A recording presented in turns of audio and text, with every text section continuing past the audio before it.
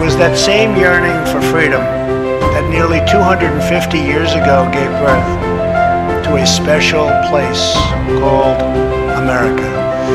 It was a small cluster of colonies caught between a great ocean and a vast wilderness.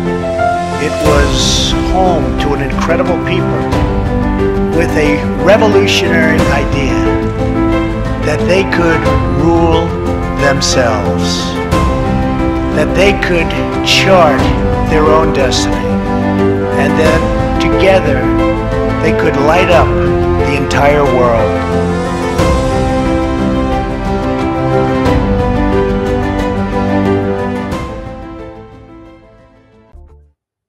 Well, hello, I'm Janet Moreno, the Executive Director of Priests for Life. Welcome to Just Ask Janet. Well, today's program, I'm going to have a very, very dear friend of mine, Father Pavones, in our ministry here at Priests for Life. She's part of our team here, and I've known her for quite a number of years, and we're going to go back in time with you and let you really understand how the Black community has been activated to bring an end to abortion because they have been targeted. So joining me today on our program is Alveda King, Evangelist Alveda King.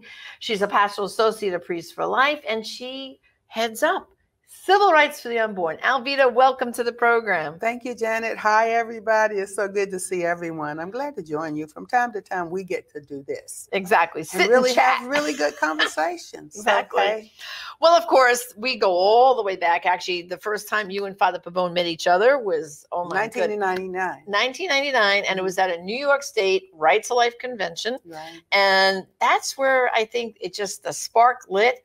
And you both realized, hey, we can collaborate. And then I remember not too long after that, at this time, Father Frank and I were doing a program called Defending Life on EWTN, Birmingham, Alabama. And we brought you down to be on the program.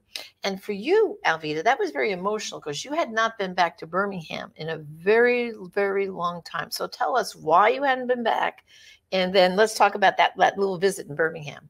That was at the turn of the century. We were talking about the millennium and about to go into a new millennium and all of that. And the reason I had not been back to Birmingham, our home, the home of A.D. King and Naomi King, the church parsonage, had been bombed in 1963. Wow. And I was a teen or preteen at that time. All the children were in the home.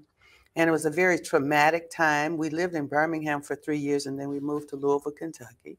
That was the height of the civil rights movement of the 20th century. I became a youth organizer and all of that. My uncle, Martin Luther King Jr., was assassinated in 1968, and my dad, A.D. King, was killed in 1969. So Birmingham was part of that history for me, and I had no desire to revisit it. Right. However, I did agree to come and do Defending Life with you, and I had to come back to Birmingham. And interestingly, Janet, I think you'll remember, we get to Birmingham, and I have selective memory. My mind blocks out tragedies sometimes. So I couldn't remember. I knew the house was in Ensley, but I didn't know where. So we drove into a gas station. And you remember what happened? Oh, yeah, because here we were. You're saying me with Janet. I want to go back to my home. I want to go see it now. I'm here anyway. We pull into this gas station. Of course, I don't know Birmingham. And everyone has to understand, this was before GPSs and all these fancy cell phones. Were big blocky things. Yeah. So we didn't have all the devices like you had today. Just pull into a gas station because I had to get gas. We were driving around looking, and Father Pavone was in the back seat. You and I in the front. And all of a sudden, this lady comes to the window and says, "Can I help you, ladies?" And I said, well, I have Alveda King here, niece of Martin Luther King. And her daddy, A.D. King, was a pastor here. And we're looking for the church because right by the church was their home. And she goes, well, I know that church. Follow me. What would be the odds of that? And I remember when we walked in that block and you had a vision right outside that home, didn't you?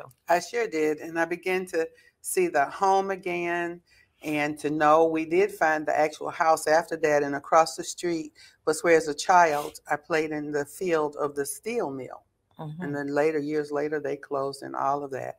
And so I began to reconnect with Birmingham, with my family, with the memories, and I could see it clearly as a connection and a bridge to life in this century for the babies. Yeah. Mm-hmm. And then, of course, several years later, you became an associate, pastoral associate of Priests for Life. And we started back then, and that was in about 2005, I think it was, right? Yeah, 2005. Yeah, we started African American outreach because you had said, well, Janet, we got to get the Black community aware of what abortion is doing to them, right? So we started that way. And I remember you said, I'll go any place, they'll have me come and speak. Right. And whenever I go to speak at a banquet or whatever, the next morning, whatever pastors want to sit around the breakfast table with me and whatever diner we can do it, I need if it's to one talk person, to them. it doesn't matter how many. Whatever. See, I had been pro-life since 1983. Right. And I was giving And that's my when own you testimony. were born again. I became born again Christian in Right. 83. And of that's course, first the time- Baptists in your family were all shuddering. Because like, where is she going with this? And I would ask, I'd say, a woman has the right to choose what she does with her body. The baby's not her body. How can a dream survive if we murder the children? Everybody's, what's she talking about? What is this? What is this? And I began to talk about my own abortions in 83, but not broadly. Nobody really knew about it, and nobody wanted to hear about it. That's right. And so in 1999, when I met Father Frank, same thing, 2000 or so, at the turn of the century, we go to Birmingham. And I said, well, I'll talk about it.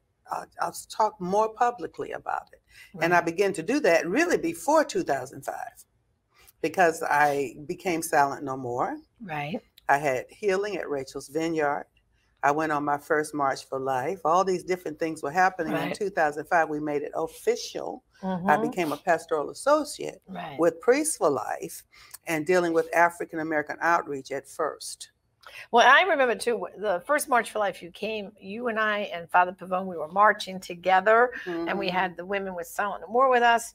And I remember Father Frank saying to you, well, Alvita, does this remind you of the civil rights movement? Right. Back in the and day? you can actually see in the picture, because I turned my head and I said, Father Right. Frank, this is the civil rights This movement. is the civil rights movement. Yeah. I remember that too. Yeah. That was amazing. Mhm. And of course, you started giving your testimony with Silent No More about your own abortions, and it wasn't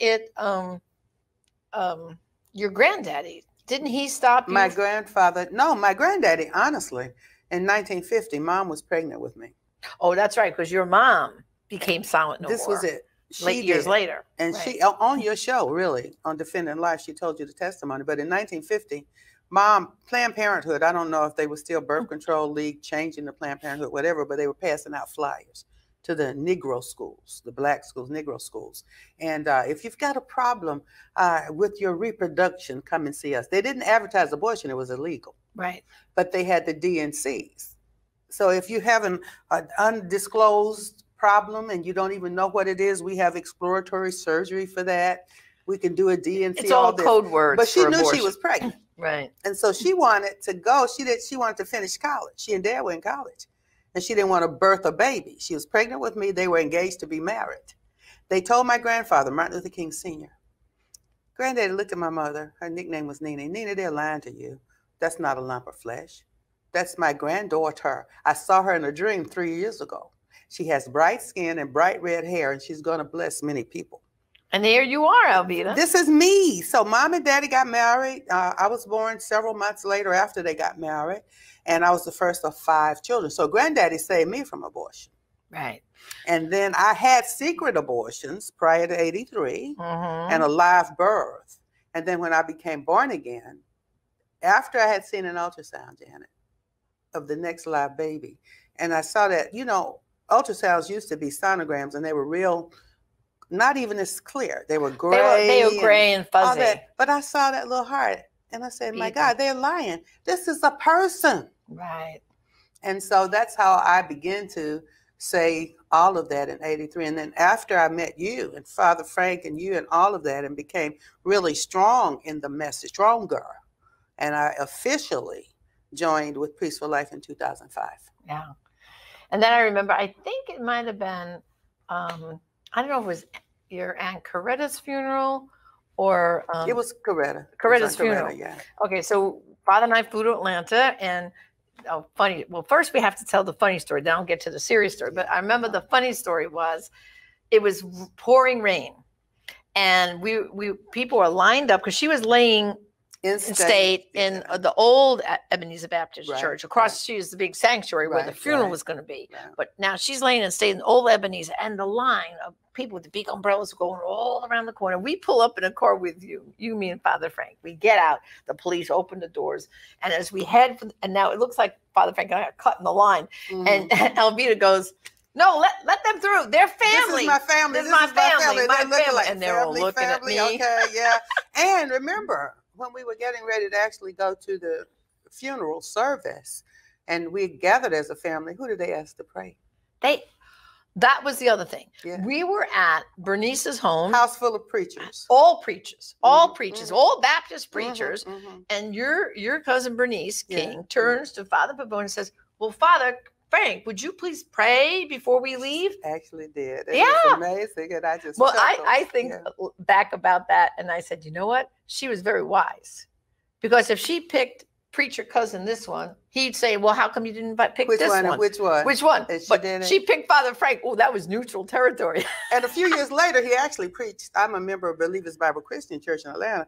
Father Frank came and preached about Lazarus come forth Right. out of the grave. And I'm sitting there and I'm like, how in the world is he going to tie this to abortion?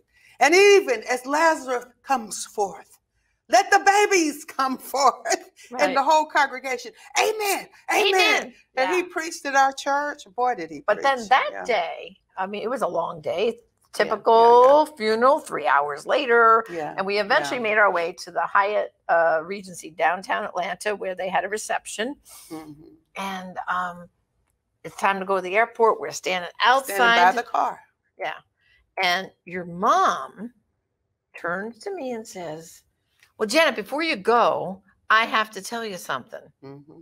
She did. She says, "I have a testimony too."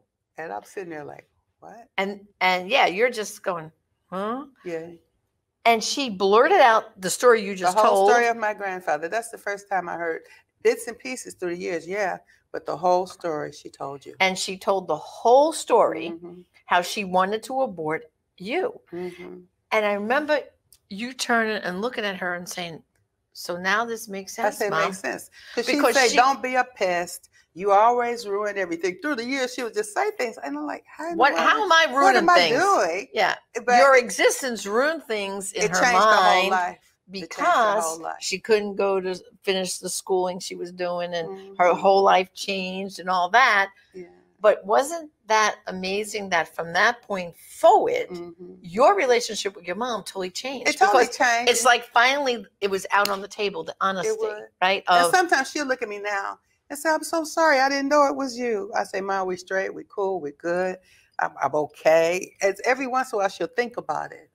And she tells now, she talks to reporters and everybody. and she tells her And story. tells her story. And then, of course, we invited her to go to Birmingham to be Mhm. on our Defending Life program, where Yeah. she told this She testimony. sure did. And it's a beautiful. And I remember Truth. since then, she has now locally, when she speaks, she says, "Well, I have a testimony," and she gives her story. You right? gave, you and Father Frank, Priest for Life, gave her that award that year Yes. at the March for Life when we go to the prayer service. And Mhm. she received that and spoke there as well.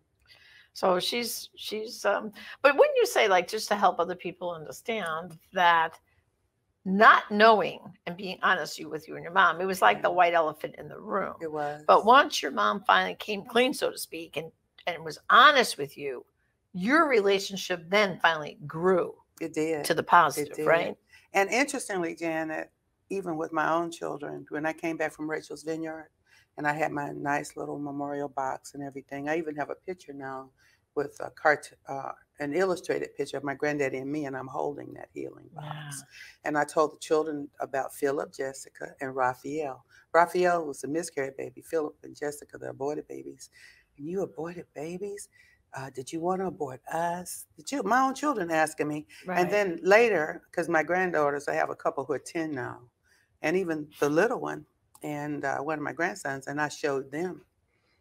And then one of my granddaughters, did you want to abort my mommy? So we actually able, I said, I'm glad I didn't, because you wouldn't be here. And we go and we discuss and we talk. So I guess I'm taking this time speaking to even the viewers. And Janet, there's a gentle and sweet way to talk to children about abortion. There is, right? Mhm. I mean, because, you're not showing pictures, you're not showing anything of this is what an abortion looks like. But what you're saying to children is some mommies are afraid to be mommies. Yeah. Some mommies are not ready to be mommies. That's it. And unfortunately, they buy into the lie that having an abortion, getting rid of that baby, is a quick answer. quick and answer. it isn't. And it isn't.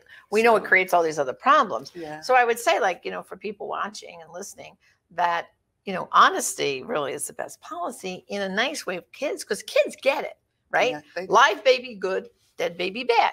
So in simple terms, they really do understand that. And they're forgiving. Right. And they talk and they really make sure that right now they're safe. Nothing's going to happen. I'm not going to do anything to you. But they begin to get it. And I think that's helpful. Yeah, sure it is. Yeah. So when you started with Priest for Life, of course, we started that African American outreach. That was the first initiation there. And then from that kind of grew where you started to meet Black pro-life leaders. Yes. And then you kind of formed, what's the coalition? We formed the National Black Pro-Life Coalition together. And there were many, many Black leaders who came forth.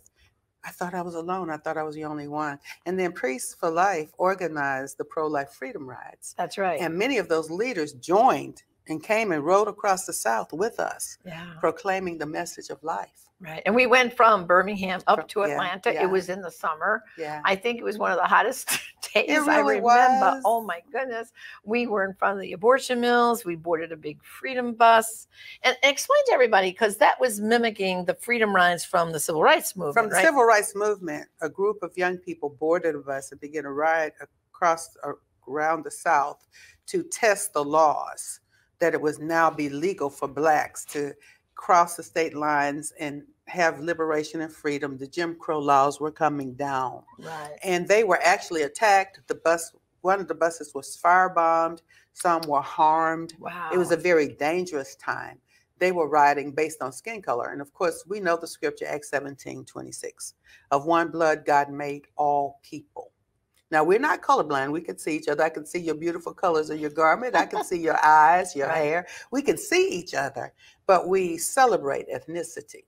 We don't fight over ethnicity. So skin color, of course, has been dealt with somewhat effectively, not totally, not even in this century, but we still ignore the babies in the womb. Right. So we can still call racism, it's racist to do something to somebody because their skin is a different color of yours.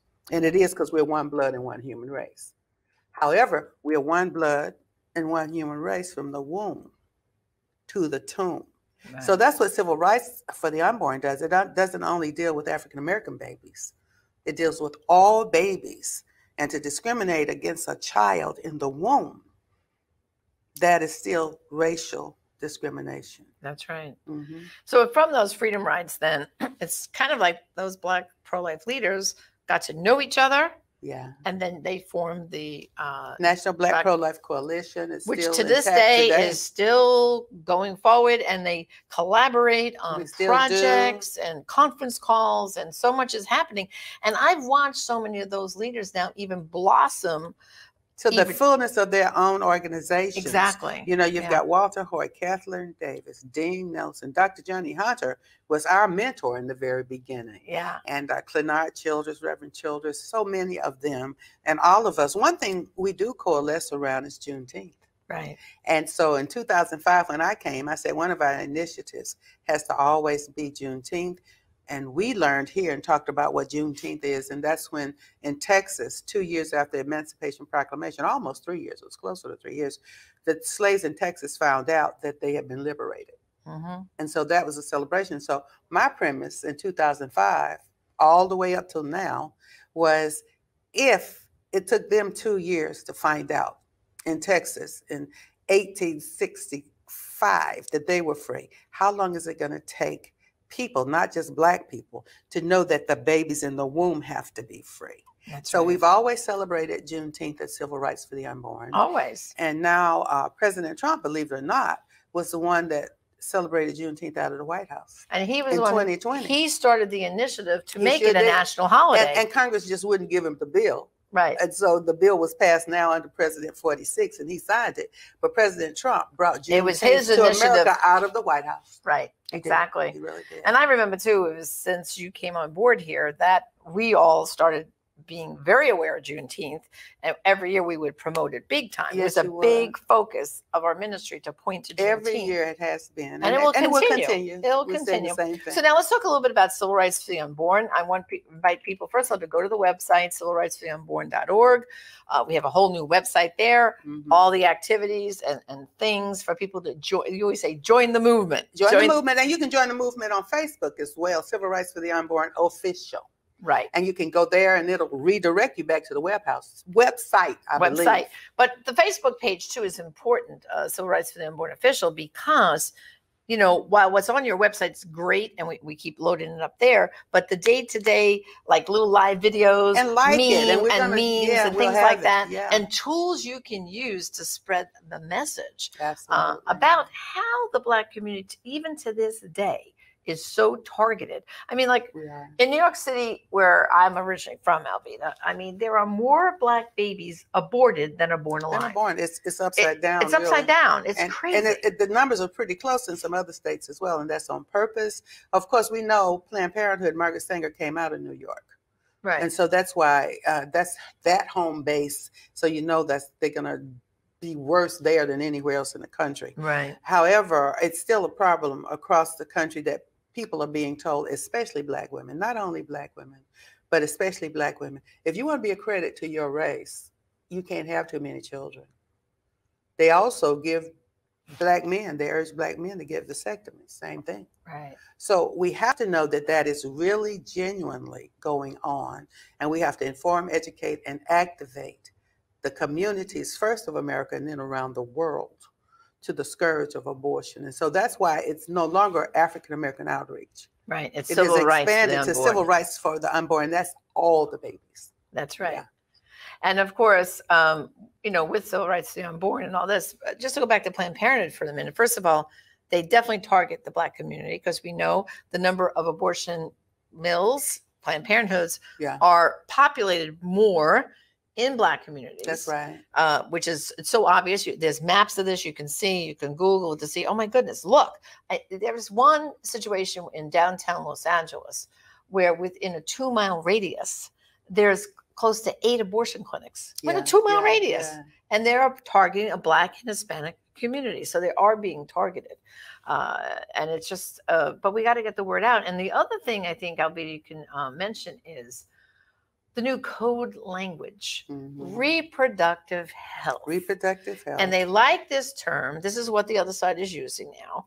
And if you ask the average person right on the street, well, don't you think we should be funding? Everybody wants health, good Yeah, health. and so good especially. reproductive health for women sounds like this is something good. We Yeah, want women to yeah. have good reproductive health so they can have children.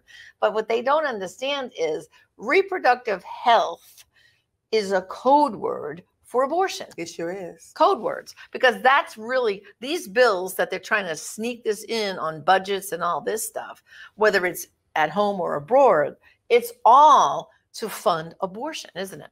Well, I've got 2 questions. I'm going to be the audience, guys. I'm going to be you. I'm going to imagine you have this question. Janet, why did you say abortion mill and not abortion clinic? Why did you just say abortion mills? Well, because at an abortion clinic / mill, it's a mill because they're only interested in turning out how many women they can turn out in a given day. On a day, the average abortion mill that does abortions on the day that they're there to do surgical abortions, Mhm. they'll do anywhere from 12 to 15 procedures in one morning, like Yeah, throughout a that's few hours in the morning. That's Okay. true. That's a mill, isn't that? That's a To- mill. to- It's not a clinic. They're not healing anybody. No. And when those women show up for that appointment, there's no medical history taken. They just want to know cash, credit, or Medicaid. Yeah. That's all they want to Yeah. know. That's 3 questions: cash, credit, Medicaid. Give me the money. And there's no medical history taken. Into the next room, they get undressed, they give them a little pill to calm them down. And next thing you know, when did they meet that doctor?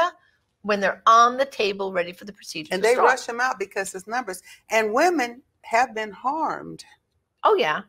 at the abortion mill get rushed to the hospital. Some of them have died at the hospital. And you from can that. list some of the black Their women. names, numbers, and names of black women, have period. died. Right. And they do. I have one more. You said something else in the sentence that might have gone past the audience because we don't always think about it. You said, and on the international scene. Right. Now, we know that what happens in America Gets exported overseas. all overseas. Tell us a little bit about what happens internationally when we we don't all lollygag and say, oh, abortion's fine. It's going to make you feel better. All that's not true. But the world is watching. So what happens? Well, what happens here in America, first of all, now that we have a pro-abortion president and vice president and policymakers in the White House, overseas now we are funding abortion. That's right. Because under President Trump, he turned the faucet off. That's good. Okay, so that we were not going to send money overseas for abortion. But now with this current administration, it's a pro-abortion administration, the floodgates are opening, and they're looking, Alveda, for every bill, every opportunity that they can attach abortion to funding, abortion funding. And it's terrible. So what it really comes down to is elections have consequences. That's right. For the unborn. Yeah. Because if there's a pro-life president in the White House, if we have a pro-life House majority, pro-life Senate majority, things happen. Babies get protection, women get protection. Yeah. But when it's the other way around, like it is currently in our country, the floodgates open to abortion. That's why, folks, pay attention to our websites. That's important, and we update them frequently. Facebook, Civil Rights for the Unborn Official. And what's yours, Janet? What's your handle on Facebook? It's at Janet Morana. At Janet Morana. So if you follow us, we're going to give you up-to-date information constantly. Right. And then follow Janet on Just Ask Janet. Come over to Pro-Life Praise and you'll hear music and things like that From along Alveda. with guests. Exactly. So we're going to keep bringing this information to you. See, nothing is hopeless. But if we don't inform, educate, and activate the people, then that's how all these things keep happening. So we have to do our part, and we need you. We need you. Like us on Facebook. Visit us. Come and see us. Ask us, write us, ask questions, and donate. Absolutely. Well, Alveda, as always, you and I we just chat away and the time flies, doesn't it? It does. Yeah. And of course, I love having you on the program. Thank you so much. I love you. I love you. I love We've you. been at this for a long time together, It's haven't time we? for us to take another trip together. That's We've right. got to do it. We do. We do. Well, brothers and sisters, thank you for joining us on the program today. And as you know, it was a privilege to have my dear sister in the Lord, Alveda King, with us. And remember now, go to civilrightsfortheunborn.org, her website, our website, get involved. And of course, on Facebook, Civil Rights for the Unborn Official. And remember, brothers and sisters, there are some abortions only you can stop, and some lives only you can save. Join us again next time on Just Ask Janet. I think we have Richard Lee, we have Jim Garlow, and we have Father Frank Pavone. Someplace they were in the audience, so I appreciate you. I appreciate you